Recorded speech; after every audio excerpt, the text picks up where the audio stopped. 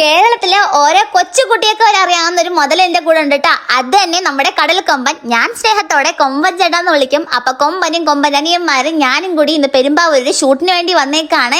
രാവിലെ കൊമ്പൻ വിളിച്ചപ്പോൾ ഉറക്കപ്പാരി തന്നെ എനിക്ക് ഓടിയോണ്ട് തന്നെ ഞാൻ ഫുഡ് ഒന്നും കഴിച്ചില്ലായിരുന്നു. ഞാൻ ഉറക്കപ്പിച്ച് ഒരുമാതിരി കിറങ്ങി പണ്ടാരടി ഇരിക്കേണ്ട, എന്നാലും ക്യൂട്ട്നെസ് ഒക്കെ വരുന്നുണ്ട് കേട്ടോ പാവിങ്ങനെ.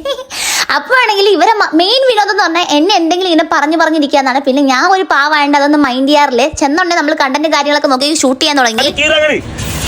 ഇതുപോലത്തെ തുണിയൊക്കെ കണ്ടുകഴിഞ്ഞാൽ കീറത്തില്ല. ഷൂട്ട് കഴിഞ്ഞ കൊമ്പ ഹോസ്പിറ്റലിൽ കിടന്ന കഥകള് പറഞ്ഞോണ്ടിരിക്കായിരുന്നു. പാവം കുത്തി നോവിച്ച് കടൽ കൊമ്പനെ കയ്യിലിട്ട് കുത്തിക്കൊന്നു പാവം. ഷൂട്ട് കഴിഞ്ഞ് നേരെ നമ്മൾ വയനാട് തട്ടുകടയിലോട്ട് വിട്ട്. കാരണം ഞാൻ രാവിലെ തൊട്ട് ഒന്നും കഴിക്കാത്തതുകൊണ്ട് ഒരാളെ പിടിച്ച് കഴിക്കല. അമ്മാതിരി വിശപ്പുണ്ടായിരുന്നു. ബീഫ് ഫ്രൈയും ഡ്രൈ ഫ്രൈയും പിന്നെ ചിക്കൻ ഫ്രൈയും കാട ഫ്രൈയും എല്ലാം പോലെ ഓരോ പ്ലേറ്റ് വെച്ച് മാത്രമേ അങ്ങ് ഓർഡർ ചെയ്ത്. കേസിൽ പിടിച്ച പ്രതിയെ പോലെ മുഖം മറച്ചിരിക്കുന്നതാണ് കൊമ്പന്റെ ഒരനിയൻ, ഇത് വേറൊരനിയൻ, ഇത് വേറൊരനിയൻ, പിന്നെ കൊമ്പനെ പറ്റി പറയാനാണെങ്കിൽ എനിക്ക് ഒരിടത്ത് പറയാൻ ഒരു മടിയില്ല. കാരണം എൻ്റെ വൺ ഓഫ് ദ ഫേവറേറ്റ് മനുഷ്യനാണ്. ഫുഡ് പിടിച്ചതുകൊണ്ട് പറയാനല്ല, സീരിയസ്ലി കൊമ്പനെ അടുത്തറിയാവുന്നവർക്ക് മാത്രമേ അറിയാം. എനിക്ക് എൻ്റെ ചിക്കൻ പീസ് എടുത്തോണ്ട് പോകണം. അപ്പം ഞാൻ പറഞ്ഞ എല്ലാം തിരിച്ചെടുത്താട്ടോ. അപ്പം അത്രേ ഉള്ളൂ. ബൈ.